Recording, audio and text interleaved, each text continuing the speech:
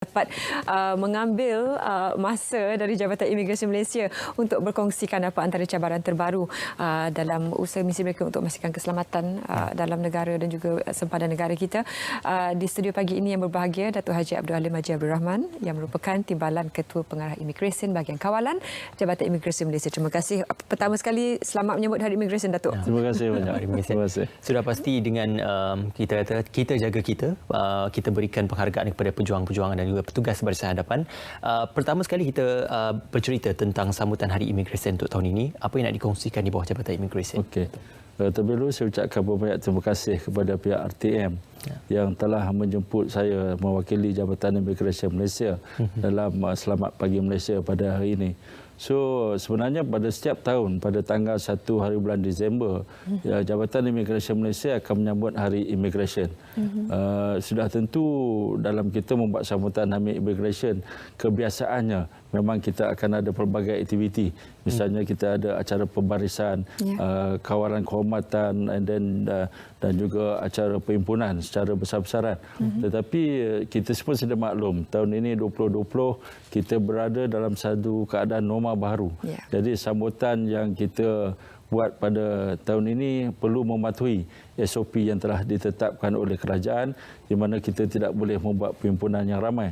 Jadi pada 1 hari bulan Disember baru ini apa yang kita buat sambutan Hari Imigresen adalah cukup sederhana. Di mana kita mengadakan majlis bacaan Yasin, di samping kita mengadakan soft launch terhadap pelancaran plan anti rasuah Jabatan Imigresen Malaysia, yang mana jemputannya hanya terhad kepada pengarah-pengarah bahagian di Ibu Pejabat Imigresen Malaysia sahaja.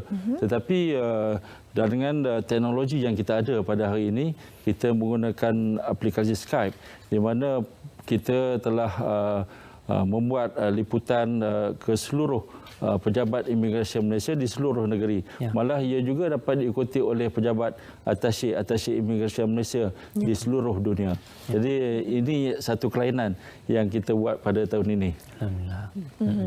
Dan untuk apa yang akan dibawakan untuk hari ini, isu yang juga sentiasa diberikan pengenalan dan juga kesedaran bagi pihak Jabatan Imigresen, pemerdagangan orang, dan bagaimana dalam situasi ini yang boleh difahamkan sebab ada dua di sini, penyeludupan migran dan juga pemerdagangan orang. Bagaimana untuk difahamkan kepada masyarakat perbezaan dan bagaimana ia juga walaupun berbeza tetap berkait di antara keduanya? Sebelum saya menyentuh isu pemerdagangan orang dan juga penyelundupan migran, saya ingin tekankan di sini tentang teras utama ataupun fungsi dan peranan Jabatan Imigresen Malaysia.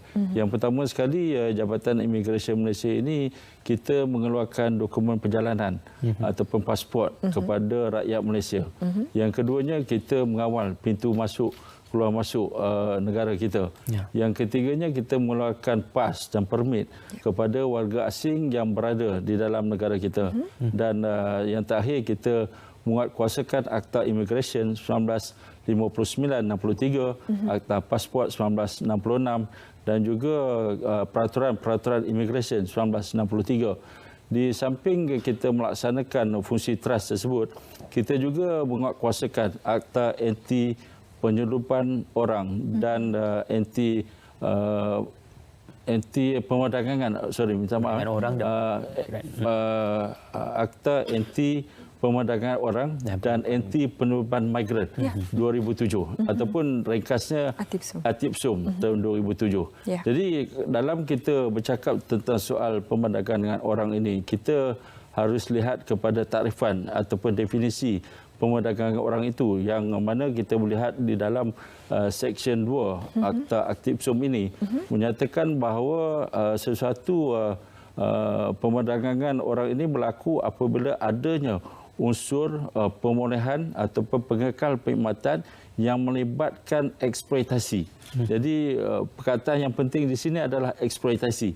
Jadi kalau sekiranya ianya melibatkan unsur-unsur paksaan, unsur-unsur ugutan seperti buruh paksa ataupun yang melibatkan aktiviti seksual dan bentuk paksaan dan sebagainya, ini kita boleh istilahkan sebagai aktiviti pemerdagangan orang. Berbeza dengan penyelundupan migran, ini melibatkan antara dua pihak. Ya, pihak yang membawa mereka masuk ke dalam negara kita dan pihak yang ingin masuk. Ini melibatkan dua perkara yang berbeza lah. Di mana pemerdagangan orang lebih kepada penekanan kepada eksploitasi paksaan, ugutan ke atas mangsa tersebut. Okey. Sudah pasti dalam hal ini akta tersebut menangani beberapa isu-isu yang penting adalah penyelundupan pelarian, isu-isu tentang bagaimana isu-isu pemerdagangan orang dari segi isu pelacuran dan juga perhambaan. Dan ini banyak ditekankan supaya kita memberi satu pemahaman yang lebih jelas tentang ada beberapa pihak yang mengambil kepentingan atas isu-isu ini. Jadi dalam hal ini bagaimana Jabatan Imigresen meletakkan satu kerangka yang kukuh dalam menjaga persepadanan negara di samping menjaga di peringkat dalam negara untuk memastikan kegiatan itu dapat dibantras di peringkat akar umbi. Okey, kalau kita lihat dalam melaksanakan atau menguatkuasakan undang-undang ni, sudah tentu kita harus bekerjasama dengan pelbagai agensi-agensi kerajaan. Misalnya pihak polis di Raja Malaysia, pihak Angkatan Tentera dan sebagainya. Sebab itu kalau dari segi sempadan misalnya, pada hari ini kita ada Ops Banting yang melibatkan bukan saja pihak ATM, PDRM, Angkatan Marine dan juga Immigration juga terlibat dalam Ops Banting tersebut. Jadi perkongsian maklumat ini penting dalam usaha kita untuk menjaga sempadan negara kita. Dan dalam konteks dalam negara, Immigration sebagai agensi yang bertanggungjawab untuk menjaga pintu masuk negara. Ya, kita menjaga pintu-pintu masuk yang diwartakan. Jadi urusan keluar masuk di lapangan terbang, sama ada di darat, di lapangan terbang, sama ada pintu masuk darat ataupun laut adalah tanggungjawab Jabatan Imigresen Malaysia. Jadi kerjasama strategik begini adalah penting sebab kita harus memastikan bahawa keselamatan dan kedaulatan negara kita terjamin. Dan dalam situasi sekarang, sejak Ops Banting ditubuhkan, bagaimana cabaran yang dihadapi oleh pihak Jabatan Imigresen sendiri dalam menangani isu pemerdagangan orang ini? Okey, kita kalau di Kementerian Dalam Negeri kita ada MAPU, Majlis Anti Pemerdagangan Orang. Jadi MAPU ini telah merangka Pelan Tindakan Nasional untuk tempoh 5 tahun. Jadi kerangkanya sudah tentu ada perkara-perkara, ada strategi-strategi dan tindakan yang akan diambil oleh pihak KDN, pihak PDRM dan Jabatan Imigresen Malaysia sendiri untuk menangani isu-isu pemerdagangan orang ini. Dalam konteks ini saya percaya sudah tentu kerjasama daripada masyarakat untuk menyalurkan maklumat kepada jabatan sama ada daripada masyarakat ataupun pihak kedutaan yang menyampaikan maklumat kepada kita kalau sekiranya berlaku sesuatu aktiviti pemerdagangan manusia ini.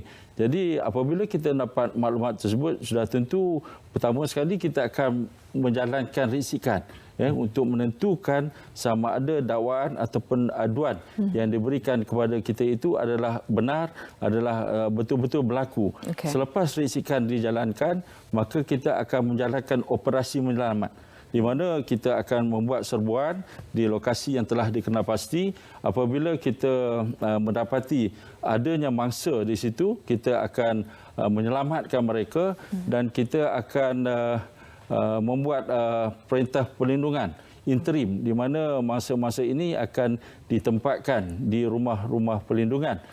Kita ada rumah perlindungan di beberapa rumah perlindungan di Semenanjung dan juga Sabah Sarawak. Jadi mereka ditempatkan di situ selama 21 hari. Dalam tempoh 21 hari ini kita akan menjalankan siasatan untuk menentukan sama ada wujud ataupun tidak unsur pemerdagangan orang ini. Jadi kalau selepas tempoh 21 hari, kita seterusnya akan membawa kepada magistrate untuk mendapatkan perintah perlindungan di mana mereka ini ditempatkan di rumah perlindungan untuk tempoh 3 bulan. Dan dalam masa 3 bulan ini, kita akan menjalankan siasatan dan juga mengambil statement daripada mereka untuk tujuan pendakwaan kepada pihak yang telah mengambil kesempatan kepada masa tadi.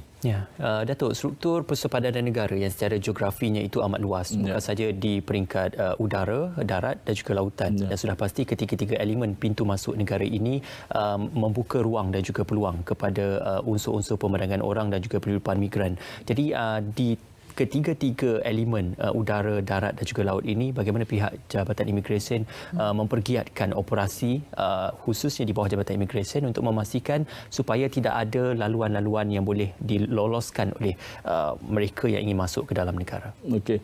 Dari segi kawalan pintu masuk negara, dari segi Jabatan Imigresen, kalau ikut Akta Imigresen 1959-63, kita menjaga pintu masuk yang diwartakan. Bermakna di ICQ, di lapangan terbang, ada pintu-pintu masuk yang lain. Manakala urusan persempadanan Malaysia ianya diawasi oleh pihak ATM. Kita ada Angkatan Tentera yang menjaga keselamatan sempadan di samping Majlis Keselamatan Negara dan sebagainya. Namun kolaborasi ataupun kerjasama itu tetap utuh antara jabatan kita dengan pihak-pihak penguatkuasa yang lain. Jadi misalnya kalau di lapangan terbang isunya misalnya di KLIA, BSI, KSB, antara pintu masuk utama negara yang cukup sibuk. Jadi kita harus memastikan bahawa pegawai-pegawai yang imigresen dan yang ditempatkan di sana melaksanakan tugas dengan penuh integriti. Jadi kita harus ingat bahawa kejayaan kita untuk memastikan keselamatan negara terletak pada diri kita sendiri, kepada pegawai agensi-agensi penguatkuasa untuk memastikan bahawa sempadan negara tidak dibolosi. Misalnya kalau di kawasan perairan, sudah tentu agensi penguasaan maritim Malaysia, kita ada TLDM, kita ada Marine Police dan sebagainya yang akan mengawasi sempadan laut kita yang begitu luas misalnya.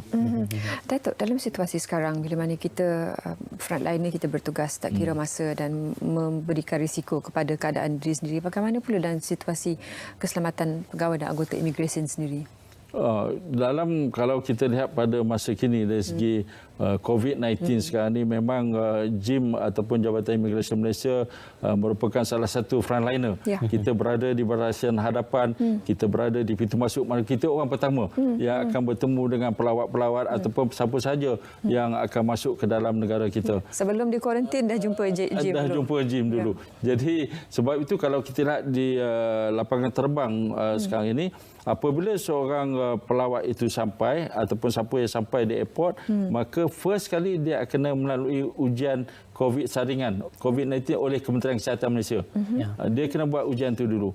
Dan selepas ujian itu dibuat dan didapati bahawa keputusannya adalah negatif, barulah dibawa ke kaunter immigration untuk pemeriksaan. Dan kita pastikan pegawai kita yang bertugas di pintu masuk itu mematuhi SOP yang telah ditetapkan oleh kerajaan, misalnya menggunakan face mask, face shield dan sebagainya. Jadi memang kita faham bahawa COVID-19 ini sesuatu yang kita tidak nampak, tetapi saya percaya pegawai-pegawai Jabatan Imigresen Malaysia sentiasa bersedia di barisan hadapan untuk memastikan bahawa kita dapat melaksanakan tugas sebaik mungkin. InsyaAllah, kita doakan yang terbaik kepada petugas. Demikian juga kalau kita lihat pada hari ini dari segi COVID-19, kita bukan saja berhadapan di pintu-pintu masuk, tetapi di depo-depo tahanan imigresen juga berlaku kes-kes COVID-19 di kalangan parti pekerja asing tanpa izin yang ditempatkan di depo, yang mana apabila mereka ini didapati positif COVID-19, maka pihak KKM akan mengambil mereka untuk dikuarantin di hospital yang telah ditetapkan. Manakala bagi mereka yang menjalani ujian saringan COVID-19 tetapi keputusan negatif, kita akan kuarantinkan di depo di blok-blok khas yang kita tempatkan. Dan sudah tentu pegawai kita yang mengawasi depo ini dibekalkan dengan PPE untuk menjaga keselamatan dari mereka supaya mereka juga tidak dijangkiti oleh COVID-19 tersebut. InsyaAllah, mudah-mudahan. Datuk, berbalik kepada isu jenayah pemerdakan orang ini, dalam isu imigresen ini banyak didampingi dengan isu-isu pendokumentasian bagi imigresen, dan sudah pasti isu-isu tentang pemalsuan dokumen imigresen juga banyak ditangani dengan tegas oleh Jabatan Imigresen.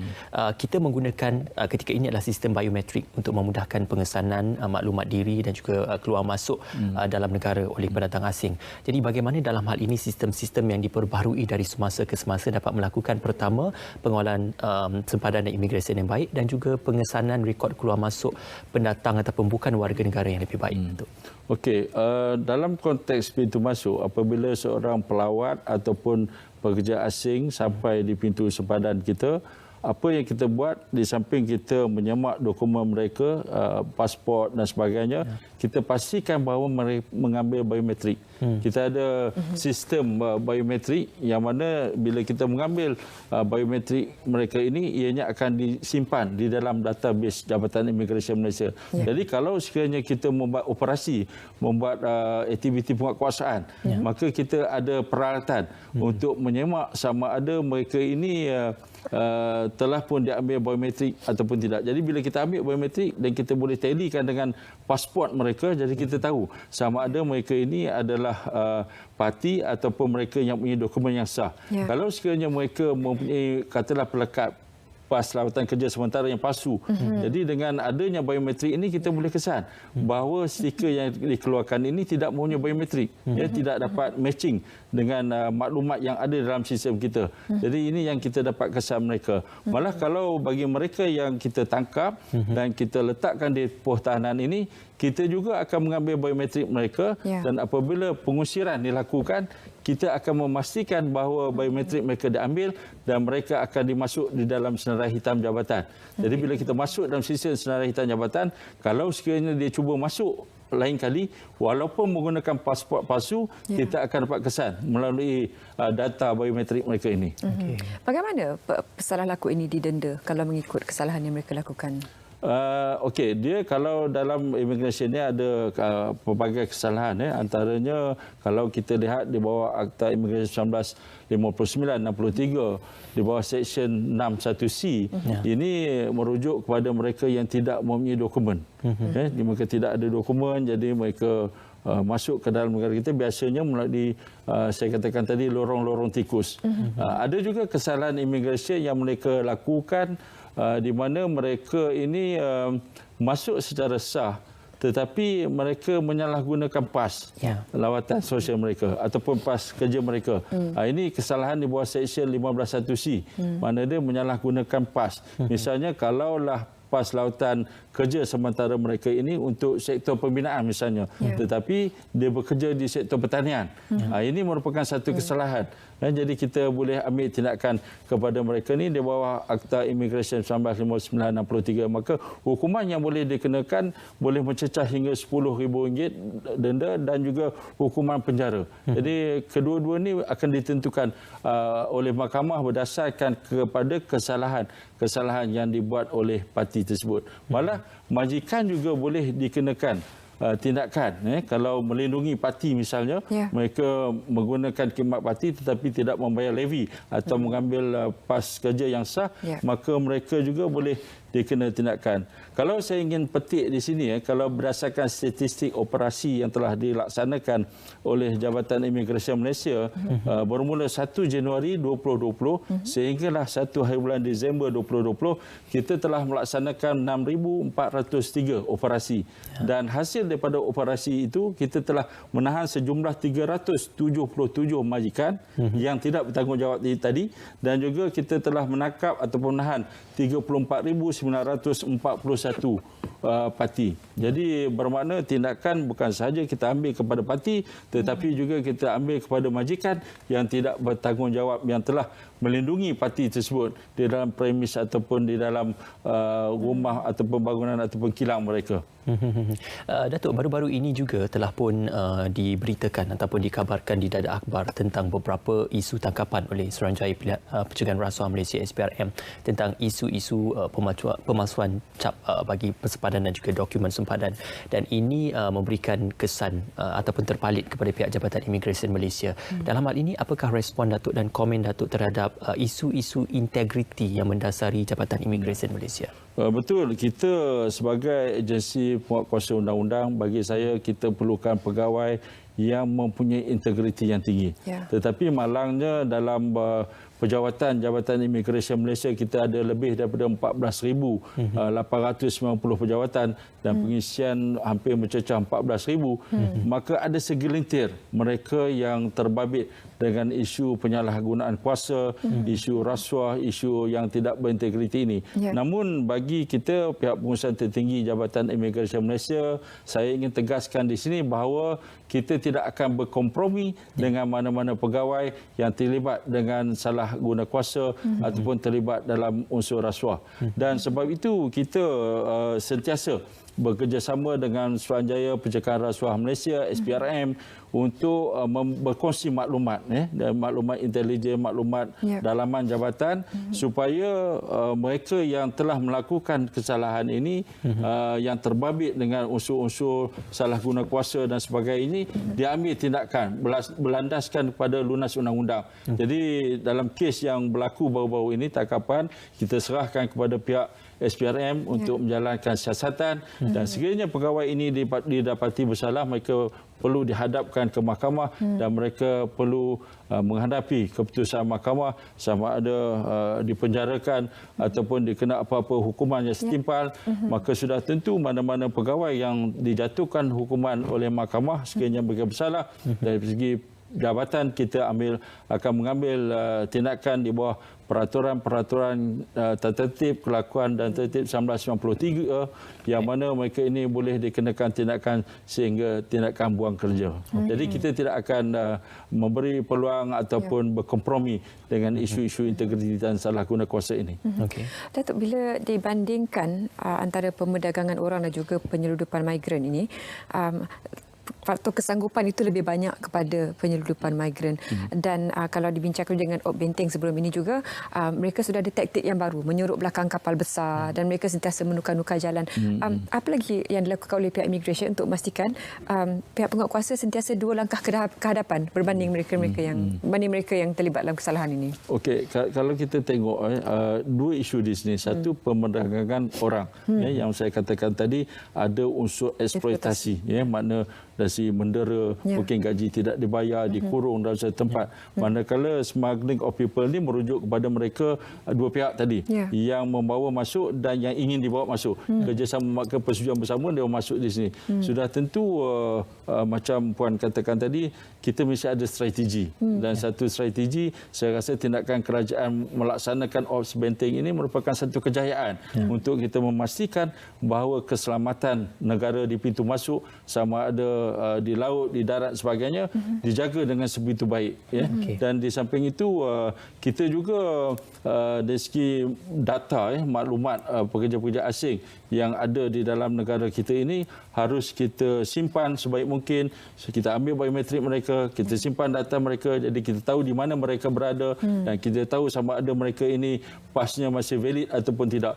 Sebab pada hari ini kita ada lebih daripada 1.6 juta pekerja asing di dalam negara kita. Jadi satu jumlah yang ramai. Jadi kita nak mengawal pekerja asing ini. Dan satu lagi dari segi persepsi masyarakat. Kalau kita lihat sekarang ni persepsi masyarakat apabila dipandang saja warga asing, persepsinya adalah parti. Tetapi harus diingat daripada operasi yang kita jalankan, bila kita laksanakan operasi, sebahagian besarnya mempunyai pas lawatan kerja sementara PLKS. Jadi misalnya kalau ratio, kalau saya boleh katakan di sini, kalau kita buat operasi dalam 4 yang kita periksa hanya seorang parti. Jadi 3 lagi mempunyai permit. Tetapi mungkin perception kita nampak saja warga asing, kita mengatakan mereka ini parti. Jadi ini satu persepsi yang kita perlu ubah supaya masyarakat faham perkara tersebut. Dan kita dari segi parti ini memang kita tegas melaksanakan tugas kita dan kita akan membuat operasi secara berterusan walaupun hakikatnya hari ini kita berhadapan dengan isu COVID-19, isu-isu penguatkuasaan ini kita teruskan. Kita tidak berhenti pada ketika ini. Bukan saja untuk membantras mereka dikatakan sebagai parti ini ataupun mereka dikatakan sebagai migran, tetapi juga untuk membantras ketua-ketua sindiket yang memonopoli sistem perniagaan perdagangan orang ini. Jadi banyak tangkapan dilakukan, cuma persoalan yang diterbitkan adalah adakah kita sudah berjaya menangkap kepala kepada ketua sindiket ataupun ketua kepada sindiket-sindiket yang banyak dijalankan selama ini, Datuk? Okey, yang ini kita memang tindakan memang kita ambil macam saya katakan majikan yang mana telah melalui parti ini kita ambil tindakan. Memang ketua-ketua sindiket ini memang saya rasa bukan saja Jabatan Imigresen Malaysia tetapi pihak PDRM sentiasa bekerjasama dengan kita untuk memastikan bahawa ketua-ketua sindiket ini dapat ditangkap dan diambil tindakan berdasarkan undang-undang yang ada dalam negara kita. Ya. Okey. Dan saranan juga Datuk kepada semua warga imigresen dalam rutin seharian tugas mereka, apa juga cabaran sekalipun. Bagaimana untuk kekal sentiasa moral yang tinggi dan juga mengekalkan integriti tersebut? Jadi kita di Jabatan Imigresen Malaysia ini kita ada bahagian integriti yang mana bahagian ini memainkan peranan untuk sentiasa menerapkan nilai-nilai murni di kalangan pegawai. Malah bahagian ini kita lantik pegawai daripada SPRM sendiri sebagai pengarah bahagian untuk memastikan bahawa usaha-usaha pencegahan rasuah ini terus dapat dibendung di dalam Jabatan Imigresen Malaysia.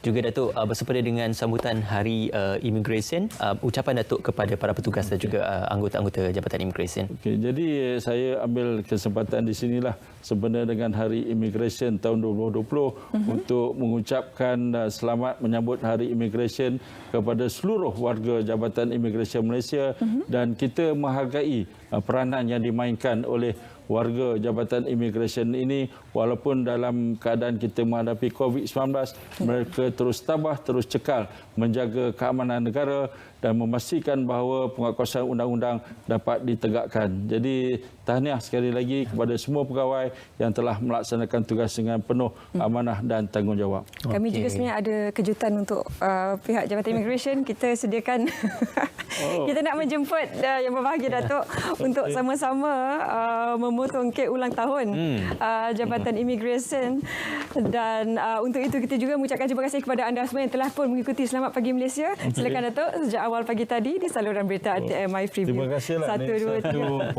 2, 3. Wakil pihak penghormatan yang besar kepada Jabatan Imigresen Malaysia sebagai frontliner. Terima kasih. Bismillahirrahmanirrahim. Terima kasih Datuk. Silakan Datuk.